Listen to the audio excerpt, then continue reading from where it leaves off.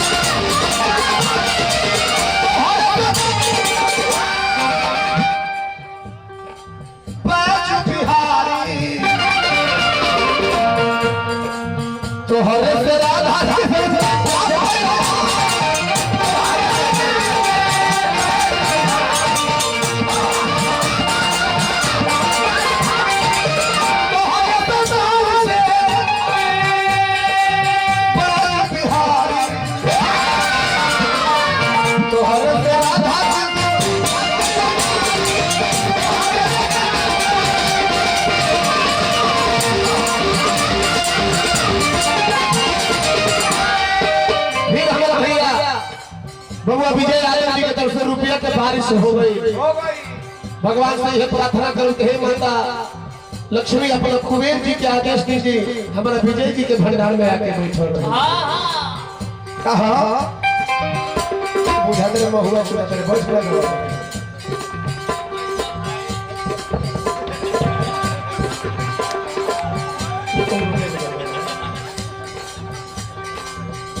चलिए हमारे गुरुदेव बड़े भैया से बड़े व्यास जी की तरफ से आशीर्वाद स्वरूप बहुत बहुत रुपए का मिला। साधु संत से पैसा हम ना देंगे ना, लेकिन पहले यहाँ के गृहस्थ में रहने अब सब विवाद हो गए। ये पहले वाले कहा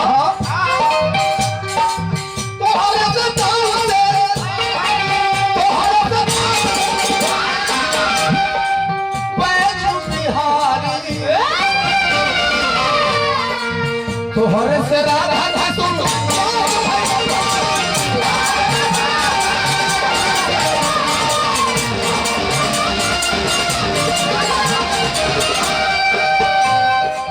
छोड़ी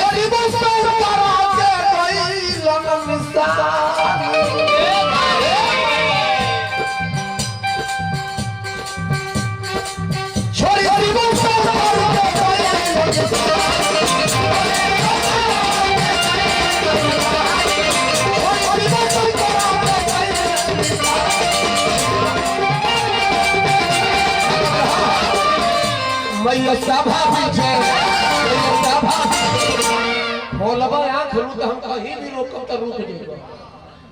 का हम चाहते नहीं बुझाते नहीं, कोई जरूरी है ए मैया सभा पीछे तनी गोड़वा पीछे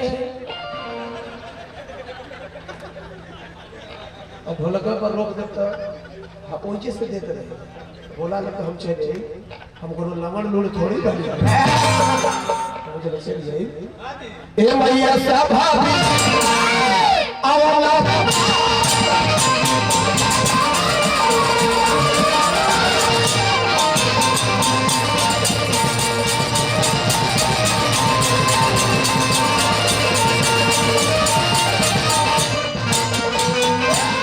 भाग्य विधाता पालन पोषण करने वाले पिता से बढ़कर इस दुनिया में कोई नहीं। जिस घर में माँ बाप पिता अपने बच्चों के करने सेवा से खुश होकर हंसते नहीं उसके घर में कोई देवी देवता बसते।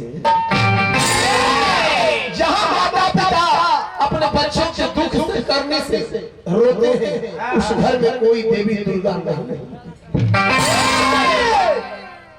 पढ़ा लिखा आदमी को भेद करे तो गुरुदेव को बहुत बड़ा तकलीफ लगला अदालत से पढ़ा लिखा लगा के देखले बने एडवांस आदमी के क्या करते हैं जी तो फैक्ट्री का हम इंजीनियर है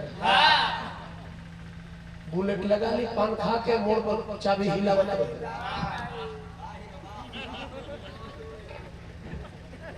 अब पूछ दी वही कहूं पूर्णिया में अपने जिला पर जवार के भोजपुर के भैया जी आप कल इंजीनियर है, कल आप अकेले नहीं, मेरी बीवी है, हमारी बच्ची है, बच्चा है, कल और माई बाबू कल वो भी है।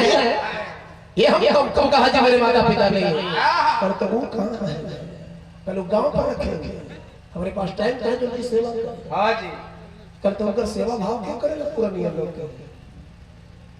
कल रॉयल फैमिली का एडवांस परिवार है हमारा, इकी टुकी खंडार के समझते का माता पिता अपने माई बाबू की सेवा के लिए 5000 का नौकर लगवाते हैं राज्य सेवा करने के लिए। एकरे कह जाला पढ़ल लिखल स्टैंडर्ड महाभोग का पिता। अरे पागल, दुनिया में हर हाल नौकर से करवा लो पागल, लेकिन दो काम खुद करता, माता पिता की सेवा और अपनी धर्म पत्नी के साथ प्यार। 5000 के रुपया के नौकर लगा देना पड़ा माई बाबू के सेवा करे खातिर, 1-2 के वो और नौकर रख ले, वो कहे खातिर हर मौगी ले हर नरवा ले प्यार करी हो। अरे तो बंडा लोग होली में पहुंच चले फ्रीओ में सेवा कर, फ्री सेवा। हां चली महतारी बाप का भूल गई दुनिया में कहीं ना बाप ने धरा तो हो बड़ा हमारा प्रमोद यादव